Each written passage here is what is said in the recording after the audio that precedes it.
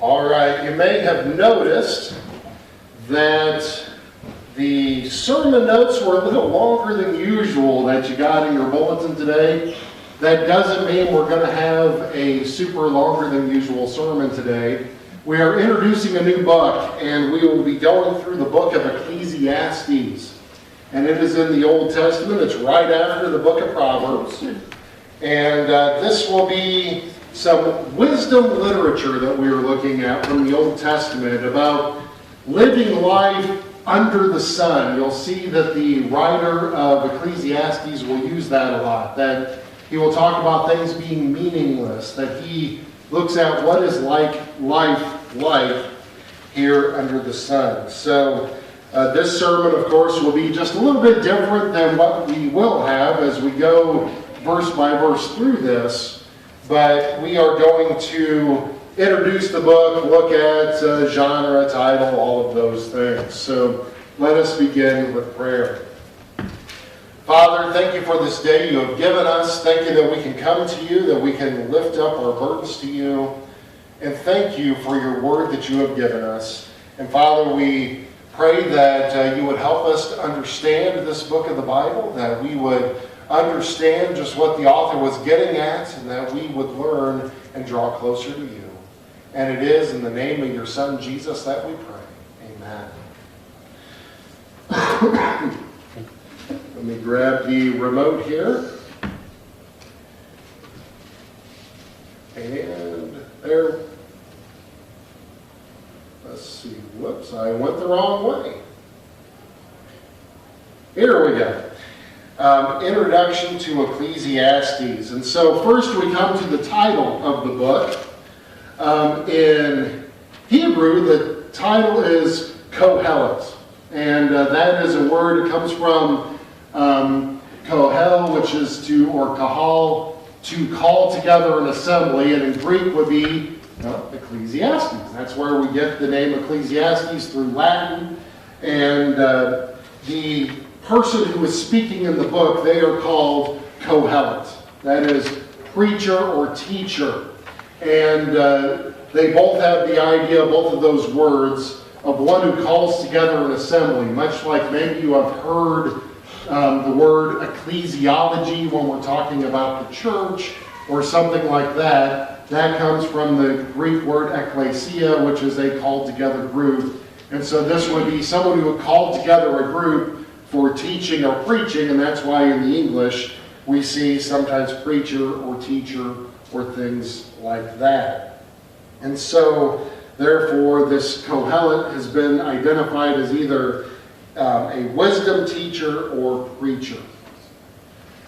And then we come to canon, which is the group of books that we have that are authoritative, that we call the Bible. You may hear about canonicity or canon issues. Maybe you have even falsely heard internet atheists talking about the Bible being put together, about which books were in and out at the Council of Nicaea in AD 325. Maybe you've seen them talk about that. Like, well, why didn't they include the Gospel of Thomas? Why didn't they include that? Well, the Council of Nicaea had nothing to do with which books were in the Bible.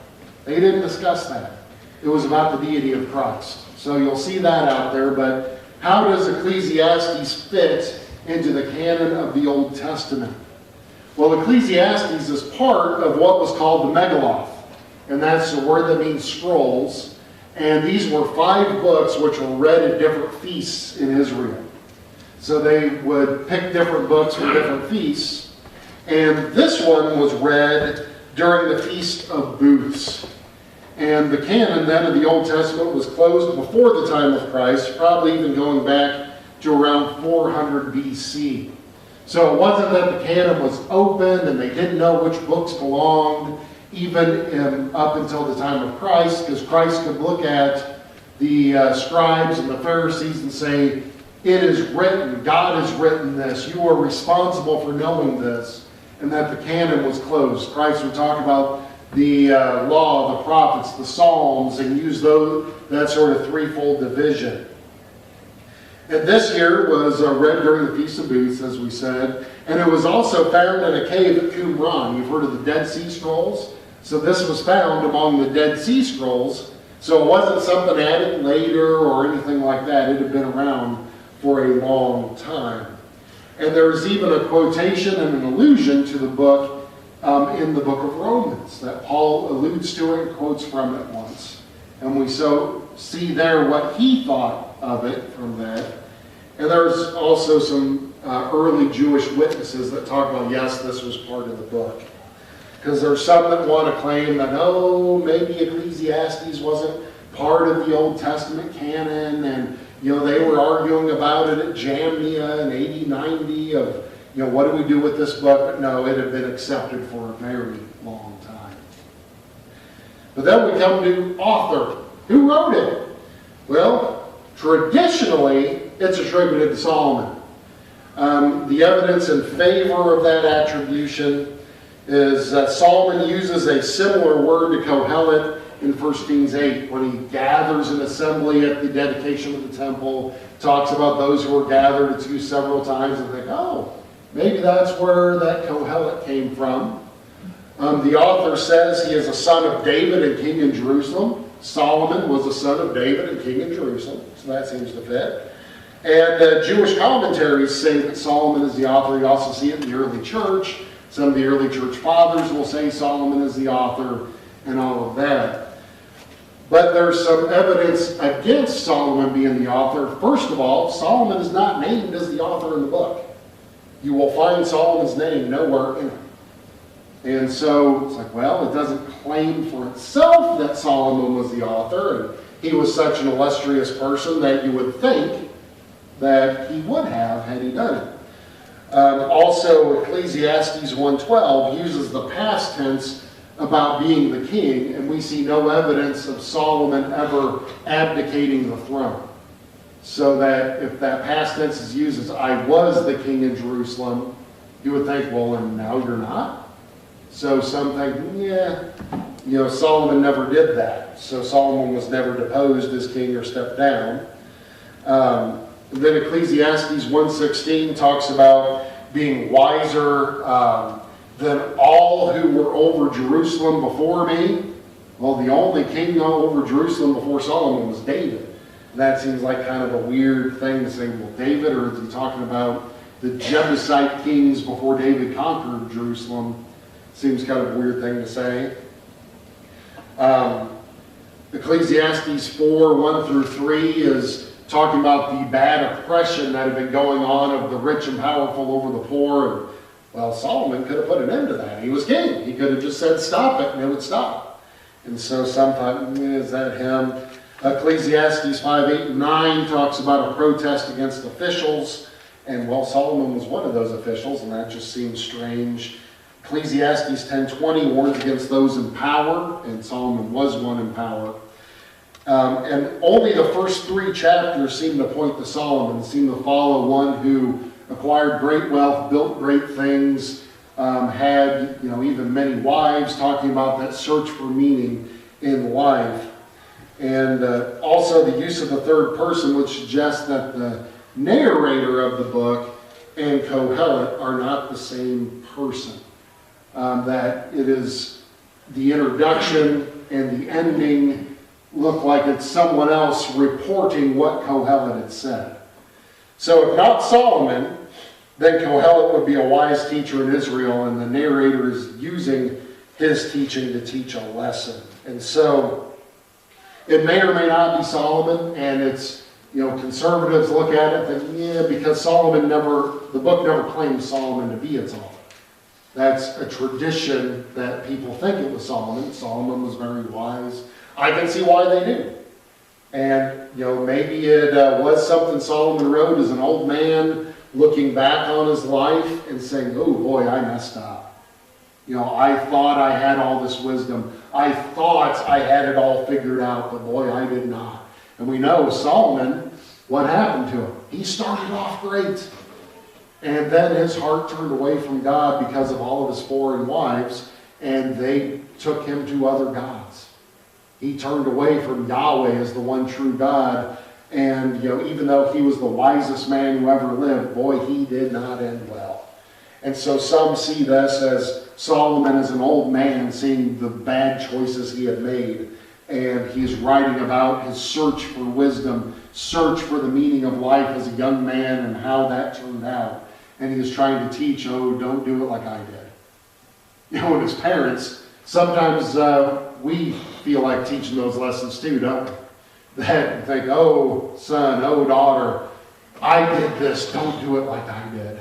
Don't take after me. I tried going down this path and it didn't turn out well. So let me tell you from my experience, don't do it this way.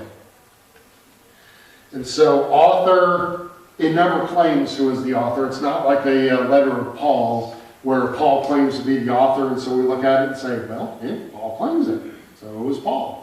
But we don't see that in this book. And many books in the Old Testament, we don't know who wrote them. Moses did the first 5 books. Many of the Psalms are done by David, but then some we see are the sons of Korah, some are some others, some are anonymous. And so we see that a lot in the Old Testament. Who wrote these books? Well, the Bible doesn't tell us who did. So then we come to date. Well, authorship would sure help in date, but most modern commentators date it late in the post-exilic period because of should be Persian, not person, Persian loan words and other vocabulary. So some of the words come from Persia or the Persian language, and just like English is notoriously bad for loan words. That's why English is so hard to learn, because we take a little bit from Greek, a little bit from Latin, a little bit from this, a little bit from that, and so we have all these rules that have so many exceptions. And so scholars look at the language of Ecclesiastes and they see these loan words and they think, well, it must have been when Persia was really powerful. But some are not convinced because there was contact between Israel and Persia and other lands well before Persia was a dominant power. And so especially they would say this fits Solomon because Solomon had contact with so many other kingdoms. He was married into Egypt. Their upper echelons to marry and have an alliance there. He had, 400 wives and 700 concubines, or 300 wives. And a lot of that would be political alliances. Marry into that family, and so they won't attack me because their daughter's my wife. That's kind of the thinking of that. Didn't always work, but that was kind of the thinking on that. And so some are saying, yeah, we can't really use that to say this had to be late. And some that look at late dating, they think maybe Zerubbabel wrote it because he was a son of David, from the Davidic line. And we don't see him at the dedication of the new temple, so maybe he was deposed by Persia, no longer ruling, and so he's looking back on this. But, maybe, maybe not. We come to social setting. It is presented as instruction to a young man, to my son. We see that at the end of the book. And the subject matter, though, is more challenging than would be for someone more learned. So maybe not a young boy, but it's more challenging as you go through it. The text has been transmitted without major problems. So, it's been transmitted. We have it in different languages. We have it through the Dead Sea Scrolls, and so no major problems with that. But the translation is more difficult because the language is difficult. So some areas are hard to translate because there's words that weren't used very often in the language in which it was written. And also copies were found in Qumran, dated from around 175 to 150 BC. So it was in use even then, 150 to 175 years before Christ. Then we come to genre. This is where it got a little hard as I was reading through the different commentaries that were trying to introduce it. None of the commentators agreed on genre.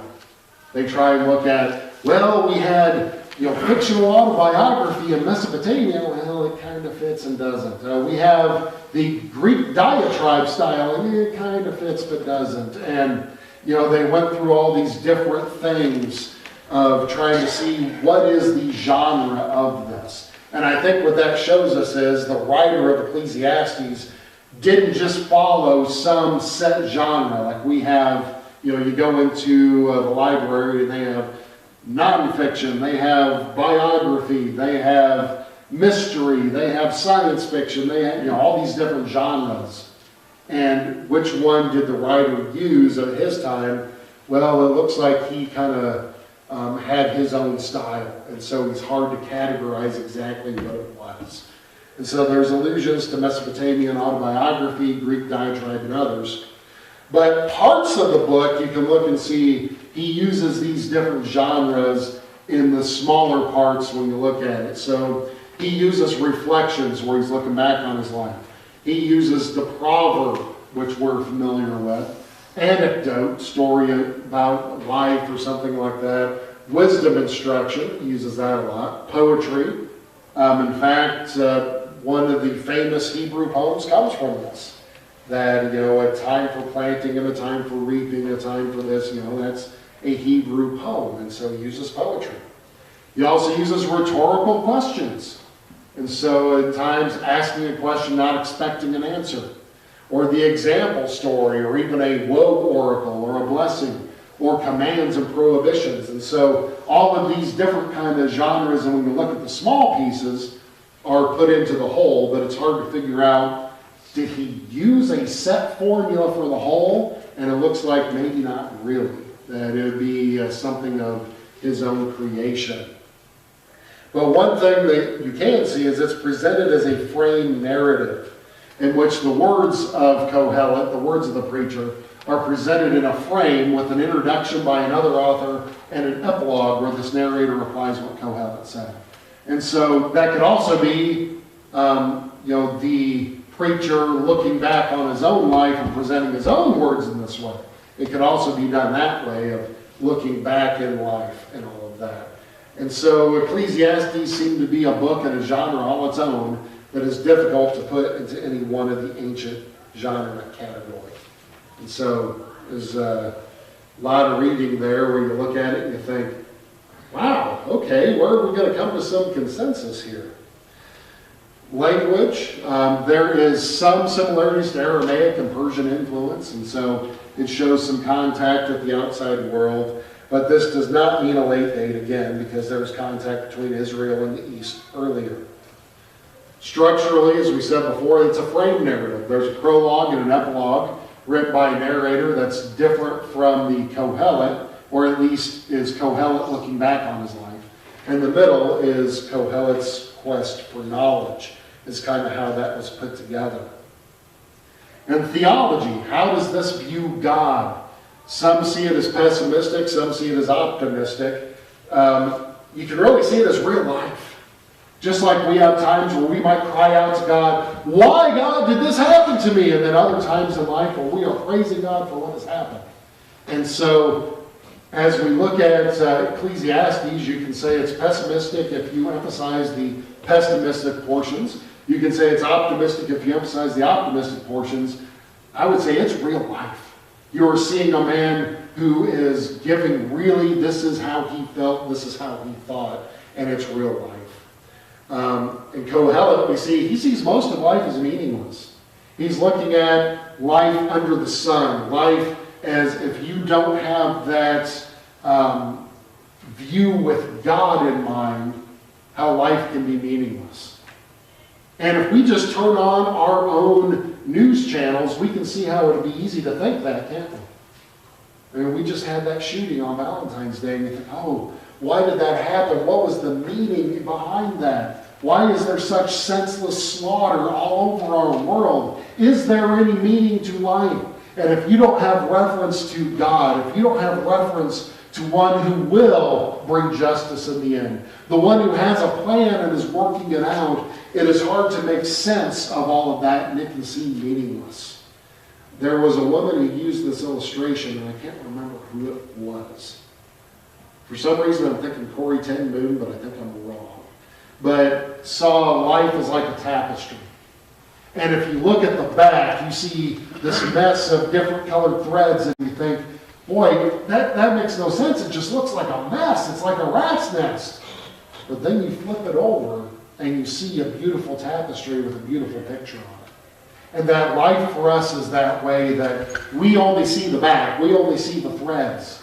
And if you don't have faith in a God who has it all figured out, who can see the front, who can see the beautiful picture on the tapestry, then it can sure seem meaningless. But we worship a God who has it figured out, and that's part of what faith is who is God and do we trust him. The frame also helps us to interpret what the preacher says. That at the beginning and the end, it helps us to see what is it that he said. And the frame author uses this preacher as a foil to teach us true wisdom, so that we see in the backdrop. Kind of like some have pointed out that this preacher sometimes seems to contradict himself and teach things that you think, whoa, what is that? Much like Job, his friends weren't teaching exactly what was right, but then at the end, God comes in to give the true perspective. Remember Job's friends, well, you have sinned, Job. You have sinned, and that is why this came upon you. Job says, no, I haven't sinned. I don't know why this is coming upon me. I'm crying out to God. No, Job, you have sinned. And it goes on like that, and finally God comes in the whirlwind to give what is true at the end. And in some ways we see that in this book, where the preacher, he is talking about how he feels, but we have the key to interpreting what is right at the beginning and the end. How do we truly know God? And looking at this preacher's, the way he is looking at life as a foil to that, and the beginning and end help us see that. But we also see Jesus redeems us from life's meaninglessness. That knowing the grand scheme, knowing that Christ came, that he is here for us, it helps us from life's meaninglessness. And then finally, how does this relate to the New Testament? Well, it's quoted in Romans 3:10. Alluded to in Romans 8:20, and we can also see Jesus as the one who figured out life under the sun. That Jesus might deal with some of the same things, but of course Jesus, being God in the flesh, he can see the big picture. He can see and have that righteous reasoning, not the woe is me reasoning, but the righteous reasoning that he can see behind it and all of that. And we see then Romans 3:10, as it is written, none is righteous, no, not one.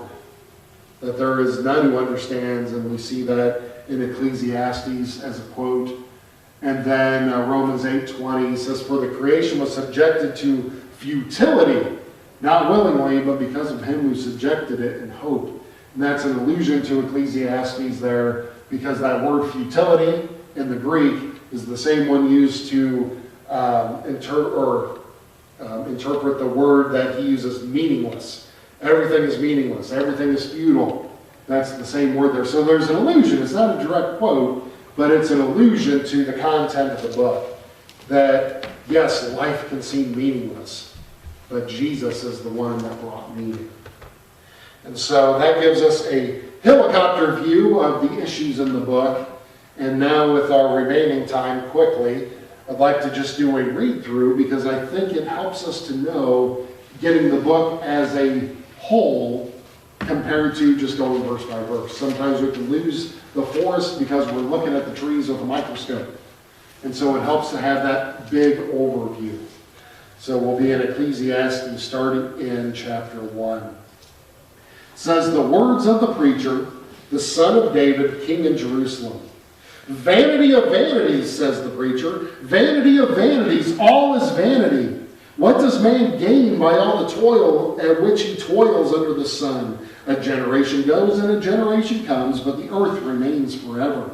The sun rises and the sun goes down and hastens to the place where it rises. The wind blows to the south and goes around to the north. Around and around goes the wind, and on its circuit the wind returns. All streams run to the sea, but the sea is not full. To the place where the streams flow, there they flow again. All things are full of weariness. A man cannot utter it. The eye is not satisfied with seeing, nor the ear filled with hearing. What has been is what will be, and what has been done is what will be done. And there is nothing new under the sun. Is there a thing of which it is said, see, this is new? It has been already in the ages before us. There is no remembrance of former things, nor will there be any remembrance of latter things yet to be among those who come after. I, the preacher, have been king over Israel and Jerusalem, and I applied my heart to seek and to search out by wisdom all that is done under heaven. It is an unhappy business that God has given to the children of man to be busy with. I have seen everything that is done under the sun, and behold, all is vanity and a striving after the wind. What is crooked cannot be made straight, and what is lacking cannot be counted. I said in my heart, I have acquired great wisdom, surpassing all who were over Jerusalem before me. And my heart has had great experience of wisdom and knowledge. And I applied my heart to know wisdom and to know madness and folly. I perceive that this also is but a striving after the wind. For in much wisdom is much vexation, and he who increases knowledge increases sorrow. I said in my heart, come now, I will test you with pleasure. Enjoy yourself. But behold, this also is vanity. I said of laughter, it is mad, and of pleasure, what use is it? I searched with my heart how to cheer my body with wine, my heart still guiding me with wisdom, and how to lay hold on folly till I might see what was good for the children of man to do under heaven during the few days of their life. I made great works, I built houses, I planted vineyards for myself. I made myself gardens and parks and planted in them all kinds of fruit trees. I made myself pools from which to water the forest of growing trees. I bought male and female slaves and had slaves who were born in my house. I had also great possessions of herds and flocks, more than any who had been before me in Jerusalem. I also gathered for myself silver and gold and the treasure of kings and provinces. I got singers, both men and women, and many concubines that allied to the children of man. So I became great and surpassed all who were before me in Jerusalem. Also my wisdom remained with me, and whatever my eyes desired, I did not keep from them. I kept my heart from no pleasure, for my heart found pleasure in all my toil, and this was my reward for all my toil. Then I considered all that my hands had done, and the toil that I had expended in doing it. And behold, all was vanity and a striving after the wind, and there was nothing to be gained under the sun. So I turned to consider wisdom and madness and folly. And what can the man do who comes after the king? Only what has already been done. Then I saw that there was more gain in wisdom than in folly, as there is more gain in light than in darkness. The wise person has his eyes in his head, but the fool walks in darkness. And yet I perceive that the same event happens to all of them. Then I said in my heart, what happens to the fool will happen to me also. Why then have I been so very wise? And I said in my heart that this also is vanity. For of the wise as of the fool there is no enduring remembrance, seeing that in the days to come all will have been long forgotten. How the wise dies just like the fool. So I hated life, because what is under the sun was grievous to me, for all is vanity and a striving after the wind. I hated my toil in which I toiled under the sun, seeing that I must leave it to the man who will come after me. And who knows whether he will be wise or a fool, yet he will be master of all for which I toiled and used my wisdom under the sun. This also is vanity. So I turned about and gave my heart up to despair over all the toil of my labors under the sun, because sometimes a person who has toiled with wisdom and knowledge and skill must leave everything to be enjoyed by someone who did not toil for it. This also is vanity and a great evil. What is a man from all the toil and striving of heart with which he toils beneath the sun? For all his days are full of sorrow, and his work is a vexation. Even in the night his heart does not rest. This also is vanity. There is nothing better for a person than that he should eat and drink and find enjoyment in his toil. This also I saw is from the hand of God. For apart from him, who can eat and who can have enjoyment? For to the one who pleases him, God has given wisdom and knowledge and joy, but to the sinner he has given the busyness of gathering and collecting, only to give the one who pleases God. This also is a vanity and striving after the wind.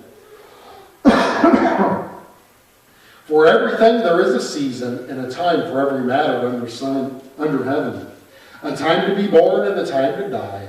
A time to plant and a time to pluck up what is planted. A time to kill and a time to heal. A time to break down and a time to build up. A time to weep and a time to laugh. A time to mourn and a time to dance. A time to cast away stones and a time to gather stones together. A time to embrace and a time to refrain from embracing. a time to seek and a time to lose, a time to keep and a time to cast away, a time to tear and a time to sow, a time to keep silence and a time to speak, a time to love and a time to hate, a time for war and a time for peace.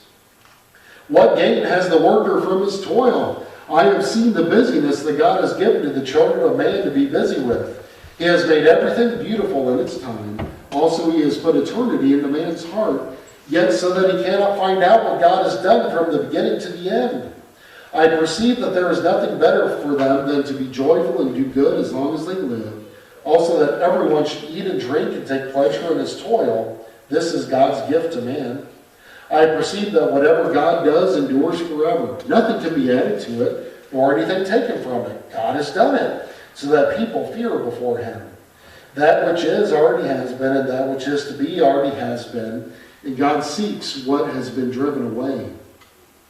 Moreover, I saw under the sun that in the place of justice, even there was wickedness, and in the place of righteousness, even there was wickedness. I said in my heart, God will judge the righteous and the wicked, for there is a time for every matter and for every work. I said in my heart with regard to the children of man that God is testing them, that they may see that they themselves are but beasts. For what happens to the children of man and what happens to the beasts is the same. As one dies, so dies another. They all have the same breath, and man has no advantage over the beasts, for all is vanity. All go to one place. All are from the dust, and to dust return. Who knows whether the spirit of man goes upward and the spirit of beast goes down into the earth? So I saw that there is nothing better than that a man should rejoice in his work, for that is his lot. Who can bring him to see what will be after him? Again I saw all the oppressions that are done under the sun, and behold, the tears of the oppressed, and that they had no one to comfort them. On the side of their oppressors there was power, and there was no one to comfort them. And I thought the dead who are already dead more fortunate than the living who are still alive. But better than both is he who has not yet been, and who has not seen the evil deeds that are done under the sun. Then I saw that all toil and all skill and work comes from a man's envy of his neighbor. This also is vanity and a striving after the wind. The fool folds his hands and eats his own flesh. Better is a handful of quietness than 2 hands full of toil and a striving after wind. Again I saw vanity under the sun, one person who has no other, either son or brother, yet there is no end to all his toil, and his eyes are never satisfied with riches, so that he ever asks, for whom am I toiling and depriving myself of pleasure? This also is vanity and an unhappy business. 2 are better than one, because they have a good reward for their toil. For if they fall, one will lift up his fellow. But woe to him who is alone when he falls and has not another to lift him up. Again, if 2 lie together, they keep warm, but how can one keep warm alone? And though a man might prevail against one who is alone, 2 will withstand him. A threefold cord is not quickly broken. Better is a poor and wise youth than an old and foolish king who no longer knew how to take advice. For he went from prison to the throne. Through his own kingdom he had been poor. And I saw all the living who move about under the sun, along with that youth who was to stand in the king's place.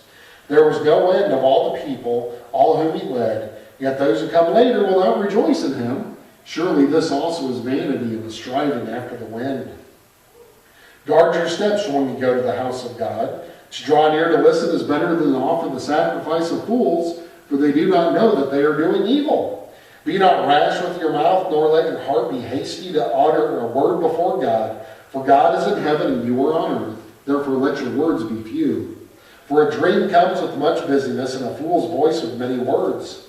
When you vow a vow to God, do not delay paying it, for he has no pleasure in fools. Pay what you owe. It is better that you should not vow than that you should vow and not pay. Let not your mouth lead you into sin, and do not say before the messenger that it was a mistake. Why should God be angry at your voice and destroy the work of your hands? For when dreams increase and words grow many, there is vanity. But God is the one you must fear. If you see in the province, the oppression of the poor and the violation of justice and righteousness, do not be amazed at the matter, for the high official is watched by higher, and there yet higher ones over them. But this is gain for a land in every way, a king committed to cultivated fields. He who loves money will not be satisfied with money, nor he who loves wealth with his income. This also is vanity. When goods increase, they increase who eat them. And what advantage has their owner but to see them and with his eyes. Sweet is the sleep of a laborer, whether he eats little or much, but the full stomach of the rich will not let him sleep. There is a grievous evil that I have seen under the sun. Riches were kept by their owner to his hurt, and those riches were lost in a bad venture. And he is father of a son, but he has nothing in his hand. And he came from his mother's womb, he shall go again, naked as he came, and shall take nothing for his toil that he may carry away in his hand. This also is a grievous evil, just as he came, so shall he go. And what gain is there to him who toils for wind? Moreover, all his days he eats in darkness, and much vexation, and sickness, and anger. Behold, what I have seen to be good and fitting is to eat and drink and find enjoyment in all the toil with which one toils under the sun the few days of his life that God has given him, for this is his lot. Everyone also to whom God has given wealth and possessions and power to enjoy them, and to accept his lot and rejoice in his toil. This is the gift of God, for he will not much remember the days of his life, because God keeps him occupied with joy in his heart. There is an evil that I have seen under the sun, and it lies heavy on mankind, a man to whom God gives wealth, possessions, and honor, so that he lacks nothing of all that he desires, yet God does not give him power to enjoy them, but a stranger enjoys them. This is vanity. It is a grievous evil. If a man fathers 100 children and lives many years, that the days of his years are many, but his soul is not satisfied with life's good things, and he also has no burial, I say that a stillborn child is better off than he. For he comes in vanity and goes in darkness, and in darkness its name is covered. Moreover, it has not seen the sun or known anything, yet it finds rest rather than he. Even though he should live 1,000 years twice over, yet enjoy no good, do not all go to the one place? All the toil of man is for his mouth, and yet his appetite is not satisfied. For what advantage has the wise man over the fool? And what does the poor man have who knows how to conduct himself before the living? Better is the sight of the eyes than the wandering of the appetite. This also is vanity, and a striving after the wind.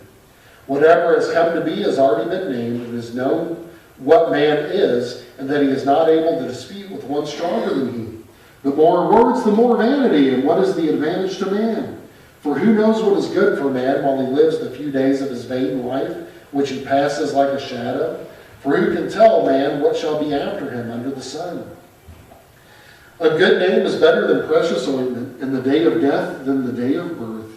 It is better to go to the house of mourning than to the house of feasting, for this is the end of all mankind, and the living will lay it to heart. Sorrow is better than laughter, for by sadness of face the heart is made glad.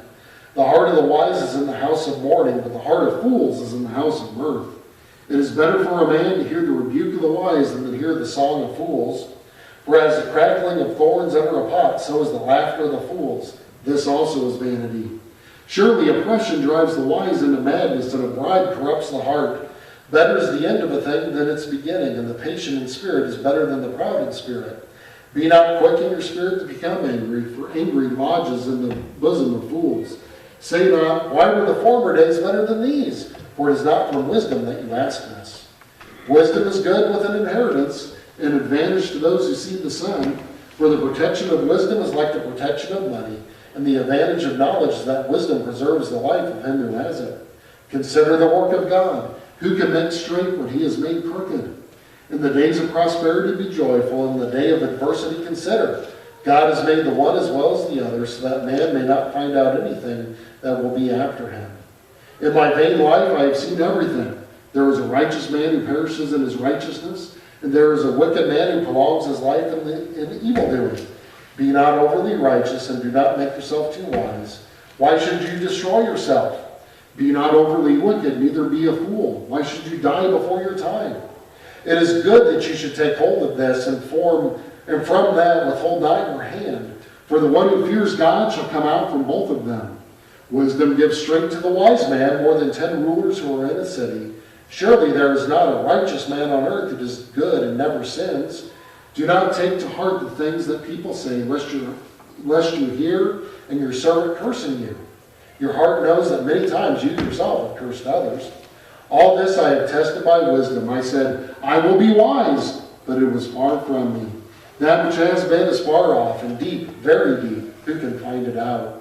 I turn my heart to know and to search out and seek wisdom in the scheme of things, and to know the wickedness of folly and the foolishness that is madness. And I find something more bitter than death, the woman whose heart is snares and nets, and whose hands are fetters. He who pleases God escapes her, but the sinner is taken by her. Behold, this is what I found, says the preacher, while adding one thing to another to find the scheme of things, which my soul has sought repeatedly, but I have not found. One man among 1,000 I found, but a woman among all these I have not found. See, this alone I found, that God made man upright, but they have sought out many schemes. Who is like the wise, and who knows the interpretation of a thing? A man's wisdom makes his face shine, and the hardness of his face is changed. I say, keep the king's command because of God's oath to him. Be not hasty to go from his presence. Do not take your stand in an evil cause, for he does whatever he pleases. For the word of the king is supreme, and who may say to him, what are you doing? Whoever keeps a command will know no evil thing, and the wise heart will know the proper time and the just way. For there is a time and a way for everything, although man's trouble lies heavy on him. For he does not know what is to be, for who can tell him how it will be? No man has power to retain the spirit, or power over the day of death. There is no discharge from war, nor will wickedness deliver those who are given to it.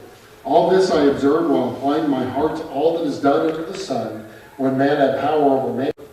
Then I saw the wicked buried. They used to go in and out of the holy place, and were praised in the city where they had done such things. This also is vanity. Because the sentence against an evil deed is not executed speedily, the heart of the children of man is fully set to do evil. Though a sinner does evil 100 times and prolongs his life, yet I know that it will be well with those who fear God, because they fear before him. But it will not be well with the wicked, neither will he prolong his days like a shadow, because he does not fear before God. There is vanity that takes place on earth, and there is righteous people to whom it happens according to the deeds of the wicked, and there are wicked people to whom it happens according to the deeds of the righteous. I said that this also is vanity, and I commend joy, for man has no good thing under the sun, but to eat and drink and be joyful, for this will go with him in his toil through the days of his life that God has given him under the sun. When I applied my heart to know wisdom and to see the business that is done on earth, how neither day nor night do one's eyes see sleep, then I saw the work of God, and man cannot find out the work that is done under the sun. However much man may toil in seeking, he will not find it out. Even though a wise man claims to know, he cannot find it out. But all this I laid to heart, examining it all, how the righteous and the wise and their deeds are in the hand of God. Whether it is love or hate, man does not know. Both are before him.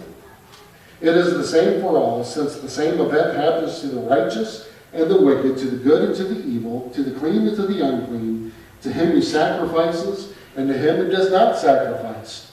As the good one is, so is the sinner. As he who swears, as he who shuns an oath. This is an evil that all is done under the sun, that the same event happens to all. Also the hearts of the children of man are full of evil, and madness is in their hearts while they live, and after that they go to the dead. But he who is joined with all the living has hope. For a living dog is better than a dead lion. For the living know that they will die, but the dead know nothing, and they have no more reward. For the memory of them is forgotten. Their love and their hate and their envy have already perished, and forever they no more share in all that is done under the sun. Go, eat your bread with joy, and drink your wine with a merry heart, for God has already approved what you do. Let your garments be always white. Let not oil be lacking on your head. Enjoy life with the wife whom you love, all the days of your vain life that he has given you under the sun, because that is your portion in life, and in your toil at which you toil under the sun. Whatever your hands finds to do, do it with your might, for there is no word or thought or knowledge or wisdom in Sheol to which you are going. Again I saw that under the sun the race is not to the swift, nor the battle to the strong, nor bread to the wise, nor riches to the intelligent, nor favor to those with knowledge, but time and chance happen to them all. For man does not know his time, like fish that are taken in an evil net, and like birds that are caught in a snare. So the children of man are snared in an evil time, when it suddenly falls upon them. I have also seen this example of wisdom under the sun, and it seemed great to me. There was a little city with few men in it, and a great king came against it and besieged it, building great siege works against it. But there was found in it a poor wise man, and he by his wisdom delivered the city. Yet no one remembered that poor man. But I say that wisdom is better than might, though the poor man's wisdom is despised, and his words are not heard. The words of the wise, heard in quiet, are better than the shouting of a ruler among fools. Wisdom is better than weapons of war, but one sinner destroys much good. Dead flies make the perfumer's ointment give off a stench, so a little folly outweighs wisdom and honor. A wise man's heart inclines him to the right, but a fool's heart to the left. Even when the fool walks on the road, he lacks sense, and he says to everyone that he is a fool. If the anger of the ruler rises against you, do not leave your place, for calmness will lay great offenses to rest. There is an evil that I have seen under the sun, as it were an error proceeding from the ruler. Folly is said in many high places, and the rich sit in a low place. I have seen slaves on horses and princes walking on the ground like slaves. He who digs a pit will fall into it, and a serpent will bite him who breaks through a wall. He who carries stones is hurt by them, and he who splits logs is endangered by them. If the iron is blunt and one does not sharpen its edge, he must use more strength, but wisdom helps one to succeed. If the serpent bites before it is charmed, there is no advantage to the charmer. The words of a wise man's mouth win him favor, but the lips of a fool consume him. The beginning of words of his mouth is foolishness, and the end of his talk is evil madness. A fool multiplies words, though no man knows what is to be, and who can tell him what will be after him? The toil of a fool wearies him, for he does not know the way to the city. Woe to you, O land, when your king is a child, and your princes feast in the morning. Happy are you, O land, when your king is the son of nobility, and your princes feast at the proper time, for strength and not for drunkenness. Through sloth the roof sinks in, and through indolence the house leaks. Bread is made for laughter, and wine gladdens life, and money answers everything. Even in your thoughts do not curse the king, nor in your bedroom curse the rich, for a bird of the air will carry your voice, and some winged creature tell the matter. Cast your bread upon the waters, for you will find it after many days. Give a portion to 7 or even to 8, for you know not what disaster may happen on earth. If the clouds are full of rain, they are empty themselves on the earth. And if a tree falls to the south or to the north, in the place where the tree falls, there it will lie. He who observes the wind will not sow, and he who regards the clouds will not reap. As you do not know the way of the Spirit comes to the bones of the womb of a woman with child, so you do not know the work of God who makes everything. In the morning sow your seed, and at evening withhold not your hand, for you do not know which will prosper, this or that, or whether both alike will be good. Light is sweet, and it is pleasant for the eyes to see the sun. So if a person lives many years, let him rejoice in them all. But let him remember that the days of darkness will be many. All that comes is vanity. Rejoice, O young man, in your youth, and let your heart cheer you in the days of your youth. Walk in the ways of your heart and in the sight of your eyes. But know that for all these things God will bring you into judgment. Remove vexation from your heart and put away pain from your body, for youth and the dawn of life are vanity. Remember also your Creator in the days of your youth, before the evil days come and the years draw near, of which you will say, I have no pleasure in them. Before the sun and the light and the moon and the stars are darkened and the clouds return after the rain, in the day when the keepers of the house tremble and the strong men are bent, and the grinders cease because they are few, and those who look through the windows are dimmed, and the doors on the street are shut, when the sound of the grinding is low, and one rises up at the sound of a bird, and all the daughters of song are brought low. They are afraid also of what is high, and terrors are in the way. The almond tree blossoms, the grasshopper drags itself along, and desire fails because man is going to his eternal home. And the mourners go about the streets before the silver cord is snapped, or the golden bowl is broken, or the pitcher is shattered at the fountain, or the wheel broken at the cistern, and the dust returns to the earth as it was, and the spirit returns to God who gave it. Vanity of vanities, says the preacher, all is vanities. Besides being wise, the preacher also taught the people knowledge, weighing and studying and arranging many proverbs with great care. The preacher sought to find words of delight, and upright he wrote words of truth. The words of the wise are like goads, and like nails firmly fixed are the collected sayings. They are given by one shepherd. My son, beware of anything beyond these. Of making many books there is no end, and much study is a weariness of the flesh. The end of the matter, all has been heard. Fear God and keep his commandments, for this is the whole duty of man. And God will bring every deed into judgment with every secret thing, whether good or evil. And may God add a blessing to the reading of his word. And I hope our study in Ecclesiastes will be profitable as we see what is life like under the sun and how is knowing Christ tell us what is so much deeper. Let's pray. Father, we thank you for your word, and we pray that your Spirit would apply it to our hearts and that we would know you greater or know you better because we know your word. And it is in the name of your Son Jesus that we pray. Amen.